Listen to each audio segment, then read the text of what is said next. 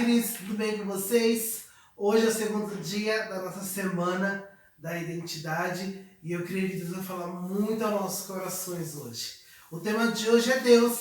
Vamos começar, ver o princípio de todas as coisas. Vamos aprender um pouquinho de Deus, quem é Deus, o que Ele é para nós e as suas características. E hoje, não é mesmo? Vamos ter a honra aí de louvar conosco, de adorar o Leonardo, meu amigo. Que Deus te abençoe, amigo. E vamos adorar o Senhor juntos, amém? Antes, vamos fazer uma oração. E eu creio que Deus vai falar muito, muito, muito mesmo ao teu coração, amém? Senhor, te entregamos mais uma vez, Senhor, esse dia, este momento. Que nessa noite, Senhor, possamos ouvir a tua voz, possamos entender, Senhor, sobre ti nessa noite. Apresenta esse estudo, esse momento na tua presença. Que o Senhor possa falar com cada um que está em casa.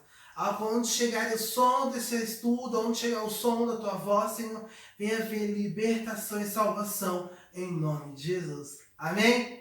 Vamos adorar, né? Léo, é com você.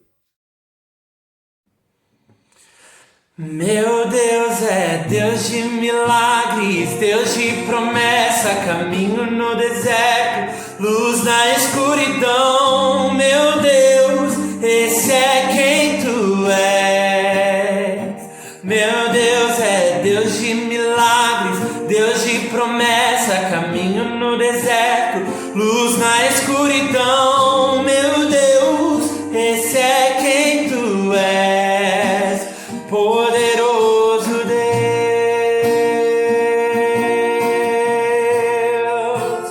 poderoso Deus.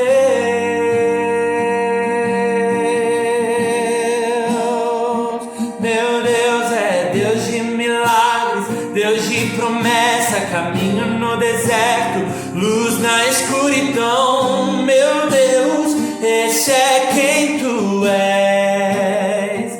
Meu Deus é Deus de milagres, Deus de promessa, caminho no deserto, luz na escuridão. Meu Deus, esse é quem tu és, poderoso Deus,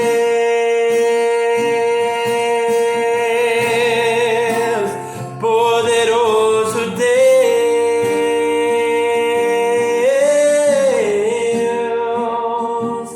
Eterno, o Pai Criador, o Deus de justiça, antes da eternidade Ele é eterno, o Deus Criador, o Pai de justiça, antes do haja Ele é Deus de milagres, Deus de promessa, caminho no deserto, luz na escuridão. Meu Deus, esse é quem tu és. Meu Deus é Deus de milagres, Deus de promessa, caminho no deserto, luz na escuridão. Meu Deus, esse é quem tu és, poderoso Deus,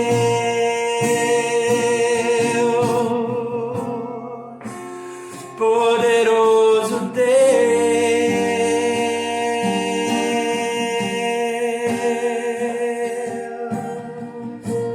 Rei dos reis está sobre o trono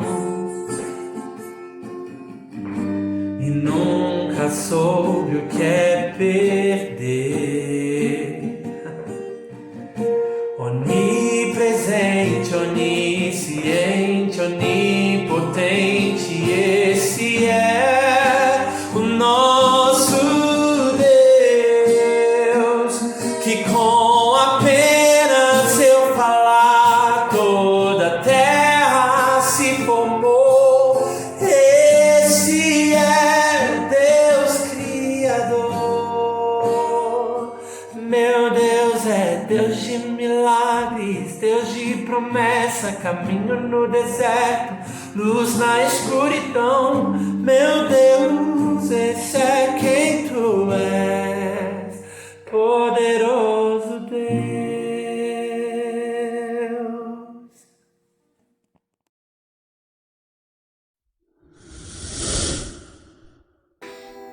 pessoal, vamos para o nosso segundo dia aqui da Semana da Identidade. Então, lembrando, a nossa missão aqui não é promover apenas um conhecimento, até mesmo provar a existência da Trindade, mas que possamos conhecer e aprender pontos importantes, esclarecendo possíveis dúvidas que nós temos a respeito de cada tema que nós vamos estar estudando. Lembrando que nós temos um material de estudo que é uma apostila completa com todos os temas, todas as bases bíblicas, para você poder acompanhar da sua casa. Se quiser adquirir seu material, entre em contato pelo e-mail que está na tela, andywesley, tudo junto, 2 L's, @gmail.com. Então vamos revisar um pouquinho de conteúdo que nós tivemos ontem, na segunda-feira. Então, no último estudo, nós aprendemos acerca da Trindade: Pai, Filho, o Espírito Santo. São 3 pessoas em uma. Olha que interessante. São 3 identidades, 3 pessoas diferentes em uma só pessoa, na mesma essência. Um outro exemplo que podemos usar aqui é o ovo. O ovo existe 3 camadas. Deus, que é o Pai, poderia ser a casca desse ovo. Lembrando que o ovo nós não usamos da casca. Nós vamos pensar pelo conteúdo e a essência que o ovo traz. Dentro de Deus existem 2 personalidades com a mesma essência, que é o Filho e o Espírito Santo. Então, a clara seria o Filho e a gema, o Espírito Santo. Então, a Trindade são os 3 em uma só essência. Agora, uma pergunta que eu quero fazer para você. Quem é Deus para você? Às vezes você pode pensar que Deus é tudo.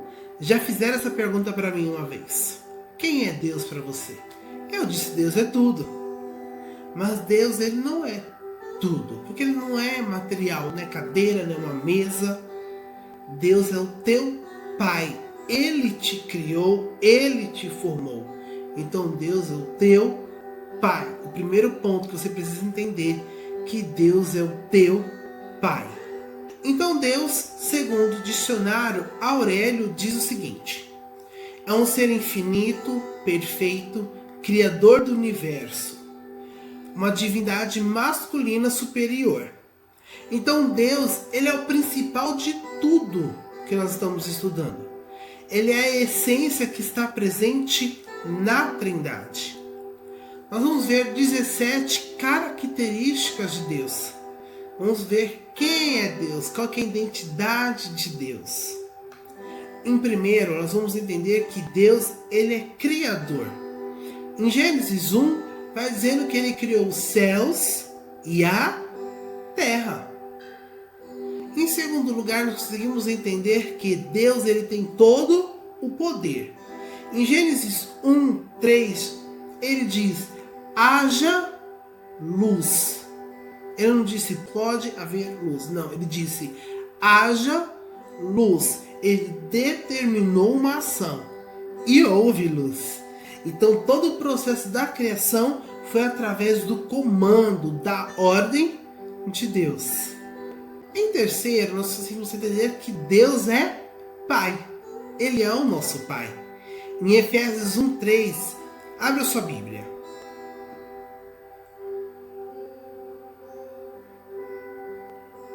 Efésios 1:3 diz assim: bendito Deus e Pai de nosso Senhor Jesus Cristo, que nos tem abençoado com toda sorte de bênçãos espirituais nas regiões celestiais em Cristo. Então Deus é a fonte e origem de toda a bênção, de tudo que nós desfrutamos, de tudo que nós temos, é através de Deus, é através da bondade de Deus. Então nós conseguimos entender que através de Jesus nós nos tornamos filhos de Deus. Isso diz também em Efésios 1, versículo 5. Nos predestinou para Ele, para a adoção de filhos, por meio de Jesus Cristo. Antigamente nós éramos criaturas de Deus. E com Jesus nós somos filhos de Deus. Então Romanos 8,14 diz também isso. Pois todos os que estão guiados pelo Espírito de Deus são filhos de Deus. Quando nós carregamos o Espírito Santo, mais para frente nós vamos entender isso. Nós nos tornamos filho de Deus. Nós carregamos uma essência de Deus dentro de nós. Então você precisa entender que Deus, ele é o teu Pai. E o Pai, lá em Provérbios 3, versículo 11 e 12, diz assim: Filho meu, não rejeites a disciplina do Senhor, nem te enfades da sua repreensão. Porque o Senhor repreende a quem ama, assim como o Pai ao filho a quem quer bem. Então Deus é o nosso Pai e Ele nos ama. Um Pai, Ele ama, mas o Pai também, Ele corrige. E o Pai, Ele orienta. Então muitas das vezes Deus vai nos confrontar com algo, Deus vai nos dizer algo que vai trazer uma correção. Quando nós somos filhos de pais biológicos, quando nossos pais eles nos repreendem, eles falam algo para nos corrigir, nós ficamos bravos, nós ficamos injuriados, por que e tal? Isso é o pai. Pai é uma mãe, né, gente? Porque eles vão nos corrigir, vai mostrar o caminho certo a ser seguido, o que se deve fazer. Ele vai nos orientar do que nós devemos fazer, por onde ir. É como um trajeto. Nós estamos no lugar errado. Não, o pai vai lá. Não é assim, não é assado. Você vai fazer assim, assim, assim. E ele vai nos orientar como nós vamos fazer. Deus, ele é assim. Ele nos ama, ele nos corrige, ele também nos orienta. Em quarto, nós conseguimos entender que Deus é a perfeição absoluta. Em Mateus 5:48, abra sua Bíblia. Diz assim: Portanto, sede vós perfeitos. Isso é Jesus que está falando para o povo. Como perfeito é o vosso Pai Celeste. Então Deus, Ele é perfeito e nós precisamos ser perfeitos como Ele. Então Deus, Ele é perfeito, pode passar tempos, pode passar anos, pode passar situações, mas Deus sempre vai continuar o mesmo, Ele não muda. Em quinto, nós conseguimos entender que Deus é eterno. Isso está em Salmos 90, versículo 2. Antes que os montes nascessem, isso é o salmista dizendo, e se formassem a terra e o mundo, da eternidade à eternidade, tu és Deus. Então Deus, ele não vai ter um início, ele não vai ter um fim, ele sempre vai ser Deus. Você consegue entender isso? Deus, ele sempre vai estar presente na nossa vida. Ele sempre vai estar presente, desde a criação ele estava lá. No tempo do Antigo Testamento ele estava lá. No Novo Testamento ele estava lá. Quando o Espírito Santo veio, ele também estava. E ele está conosco hoje através do Espírito Santo de Deus. Em sexto, nós conseguimos entender que Deus, ele é Espírito. Você não consegue ver Deus.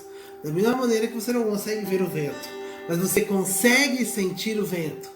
Então nós conseguimos também sentir Deus. João 4:24 nos diz assim: Deus é Espírito, e importa que os seus adoradores o adorem em espírito e em verdade.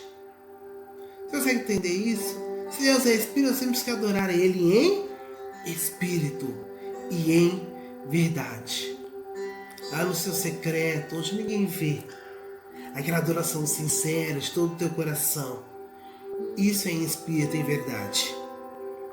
Em sétimo, diz que Deus é amor. Em 1 João 4:8 diz assim: Aquele que não ama não conhece a Deus, pois Deus é amor. Então, se você ama, você conhece a Deus. Porque através de Deus, do amor de Deus, Ele enviou o seu Filho para morrer numa cruz, se tornar maldito, carregar a nossa enfermidade, nossos pecados, por nos amar. João 3,16 diz isso. Porque Deus amou o mundo de tal maneira que deu seu Filho unigênito, para que todo aquele que nele crê não pereça, mas tenha a vida eterna. Em oitavo lugar, um ponto muito importante é que Deus prova. Isso é fato. Em Gênesis 22 vai nos dizendo sobre Abraão. Deus provou Abraão, pedindo algo extremamente importante para ele, que era o seu filho Isaque, o filho da promessa. Então Deus pediu Isaque como sacrifício para provar a fé de Abraão. E quando nós vamos lendo Gênesis 22, nós conseguimos entender que chega na hora do sacrifício. Ele vai imolar o seu filho e o anjo vem e fala: Abraão, sabemos que tu temes a Deus. E ali ele não sacrificou o filho. E logo atrás, quando ele olhou, existia um carneiro preso pelos chifres. Então, Deus ele provou, mas Deus também envia a provisão. Que na sua tela está aparecendo. Deus prova e Deus envia a provisão. Abraão foi provado e Abraão recebeu a provisão. Jó também foi provado, mas uma provação um pouquinho diferente. Em Jó, capítulo 1, versículo de 6 a 12, vai nos dizendo que Satanás pediu permissão a Deus para tocar na vida de Jó. Porque ele insinuou que Jó só era justo a Deus, fiel a Deus, pelo que ele tinha. E Deus permitiu, para provar a fidelidade de Jó, permitiu que Satanás tocasse em tudo que Jó tinha, menos na vida de Jó. Jó ele teve doenças, Jó perdeu a família, Jó perdeu todos os bens, mas mesmo assim, ele acreditou, ele continuou fiel a Deus. E quando a esposa dele disse: amaldiçoe Deus e morre, ele repreendeu aquela mulher. Ele amaldiçoou o dia do seu nascimento, mas ele não falou contra Deus. Então, quando Deus ele prova, ele também dá a provisão. E Jó viveu a bênção de Deus. Lá em Jó 42 vai dizer que Jó teve muito mais do que ele tinha antes. Que Deus abençoou mais o segundo estado de Jó do que o primeiro. Também nós vamos ver que Deus envia a provisão. Em Êxodo 16, o povo está no deserto, perdido no deserto. Por 40 anos eles ficaram lá. Mas Deus sempre providenciou o maná e o codornizes para o povo. Então ele providenciou pão e carne para aquele povo se alimentar. Então aquele povo ficou no deserto por causa da sua murmuração, ficou 40 anos andando em círculo. Eles estavam próximos da terra prometida, mas Deus mesmo assim providenciou o alimento para aquele povo. E também nós conseguimos entender que Gênesis 22:13 vai nos dizendo o que eu disse anteriormente sobre Abraão, que diz assim: tendo Abraão erguido os olhos, viu atrás de si um carneiro, preso pelos chifres, entre os arbustos. Tomou Abraão o carneiro e ofereceu em holocausto em lugar de seu filho. Então Deus providenciou algo para que Abraão pudesse sacrificar em holocausto, em oferta a Deus. Em 10º lugar, Deus é Deus de aliança. Em Gênesis 9, versículo 11 e 12, vai dizer assim: estabeleço a minha aliança convosco. Não será mais destruída toda a carne por águas de dilúvio, nem mais haverá dilúvio para destruir a terra. Disse Deus: este é o sinal da minha aliança, que eu faço entre mim e vós, e entre todos os seres viventes que estão convosco, para perpétuas gerações. Uma aliança que Deus fez lá atrás com Noé e o povo. Até hoje nós estamos vivendo essa promessa, essa aliança, que ele não destruiria mais a terra através de dilúvio. Então Deus, quando ele promete, ele cumpre, porque ele permanece fiel com a aliança firmada. Então, se Deus estabeleceu uma aliança após o dilúvio, até hoje nós vamos viver nessa aliança, porque ele não quebra a aliança que ele faz. Então todo mundo mundo deve ter ouvido que Deus é onipresente, onipotente e onisciente. Mas o que ele quer dizer essas palavras? Então, onipresente quer dizer que Deus está em todos os lugares ao mesmo tempo. Isso diz em Salmo 139, versículo 7 ao 10, que diz assim: Para onde me irei do teu espírito? Ou para onde fugirei da tua face? Se subir aos céus, lá tu estás. Se fizer no inferno a minha cama, eis que tu ali estás também. Se tornar as asas da alva, se habitar nas extremidades do mar, até ali a tua mão me guiará e a sua destra me sustentará. O salmista está dizendo nesse caso que Deus ele está em todos os lugares. Não adianta fugir, porque Deus sempre vai estar presente. Então nosso Deus é diferente de muitos deuses. Não critico nenhum tipo de religião. Então deuses podem agir em determinados lugares e apenas em um local determinado onde ele está. Então Deus, não tem como você fugir da presença de Deus. Não faça como Jonas. Jonas tentou fugir. Em vez de ir para Nínive, ele foi para Tarsis. E foi lá para o fundo do navio dormir. Mas Deus estava lá. Deus viu Jonas fugindo. E Deus enviou uma grande tempestade. Leia o livro de Jonas. Porque Jonas tentou fugir, mas Deus foi até ele. E Deus vai até você nesta noite. Deus foi em outro lugar. Deus é onipotente. Quer dizer que Deus é todo poderoso, tem todo poder. Isaías 43, 13 diz assim. Abra sua Bíblia comigo. Ainda antes que houvesse dia, eu era. E nenhum há que possa livrar alguém das minhas mãos. Agindo eu, quem o impedirá?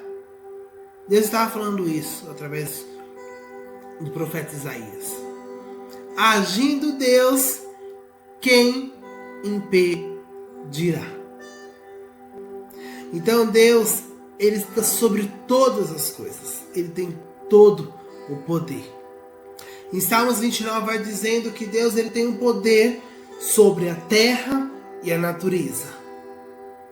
Em Êxodo 15, Moisés faz um cântico a Deus pelo livramento do povo, que Deus é todo poderoso, fez livrar da mão de Faraó. Em 13º, Deus é onisciente. O que quer dizer esta palavra? Deus tem todo o conhecimento, Ele sabe de todas as coisas. Ele sabe o que você está pensando neste momento. Então Deus ele conhece o que é visível, pessoas, coisas. E Deus também vê coisas invisíveis que nós não conseguimos enxergar, que é o pensamento, que é o coração do outro. Nós sabemos o que nós sentimos, o que nós pensamos, mas nós não sabemos o que o outro pensa, o que o outro sente, o que o outro deseja. Mas Deus sabe. Então, em Salmo 139, versículo 2 e 4 diz assim: Tu sabes o meu assentar e o meu levantar. De longe tende o meu pensamento, não havendo ainda palavra alguma na minha língua. Eis que logo, Senhor, tudo conheces. Então o salmista está dizendo aqui, antes que ele falasse algo, Deus já sabia. Então Deus sabe o que você pensa, o que você deseja, mas muitas vezes precisamos pedir que Ele quer ouvir da nossa voz o que nós queremos. Porque muitas vezes quando Jesus foi fazer um milagre, Jesus carrega a essência de Deus.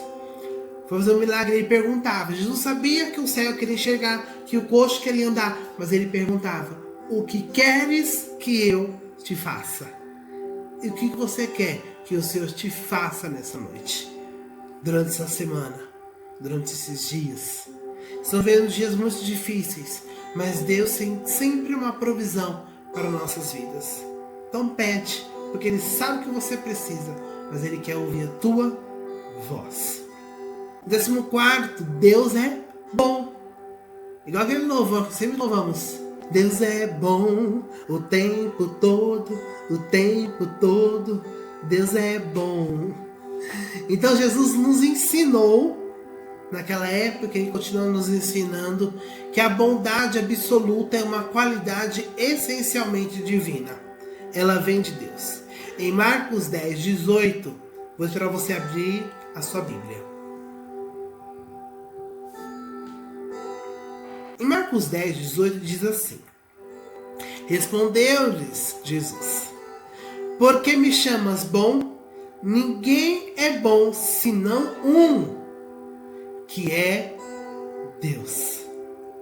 Então, através dessa característica da bondade de Deus, é que nós recebemos a graça, que é um favor imerecido de Deus, que é fonte de todas as bênçãos que nós desfrutamos. É através da graça que nós somos filhos de Deus. Através da graça conquistada na cruz por Jesus, sacrifício vivo. 15, Deus é paciente.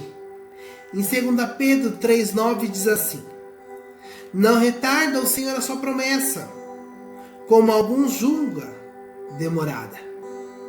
Pelo contrário, Ele é longânimo, quer dizer paciente, para convosco, não querendo que nenhum pereça, senão que todos cheguem ao arrependimento.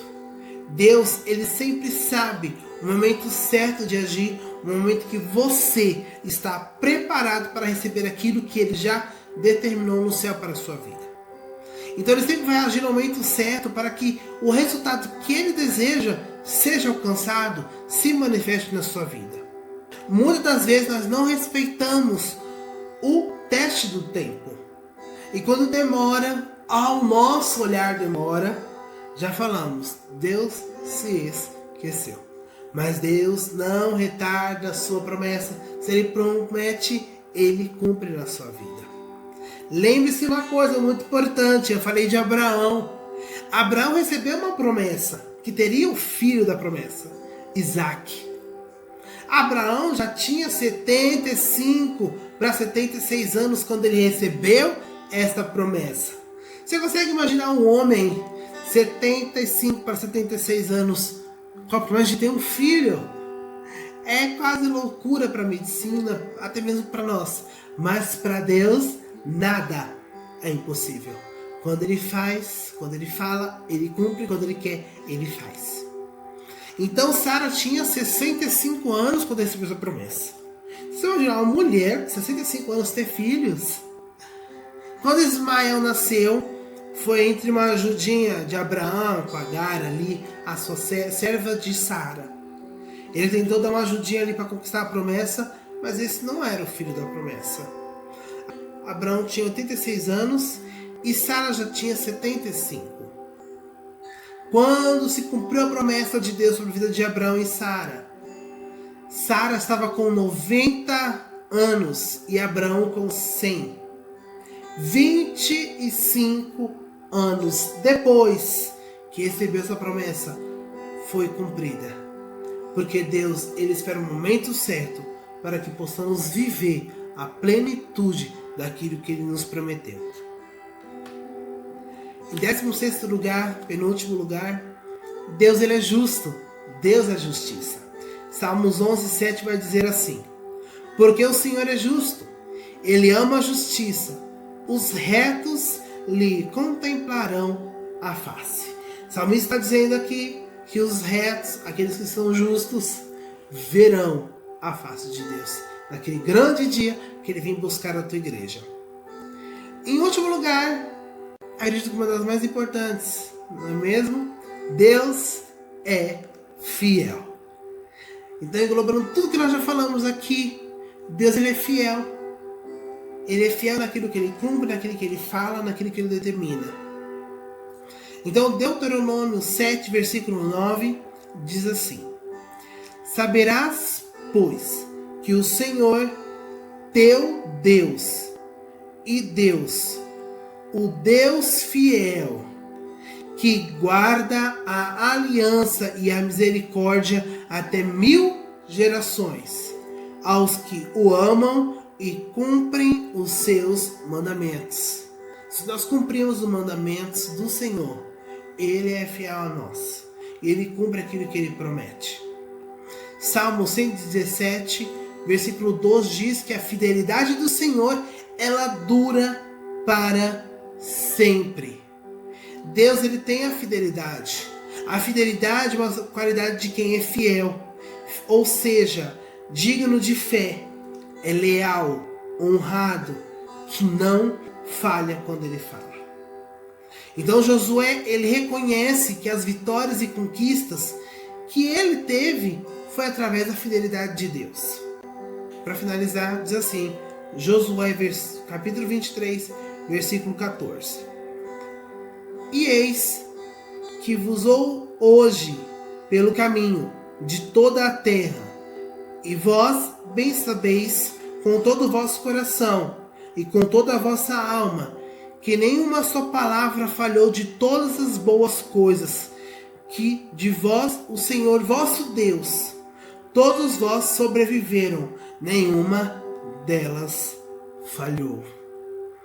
Então, quando nós confiamos em Deus, obedecemos os seus mandamentos, aquilo que Ele nos diz, aquilo que Ele nos orienta, aquilo que Ele nos corrige, Ele é fiel e Ele cumpre.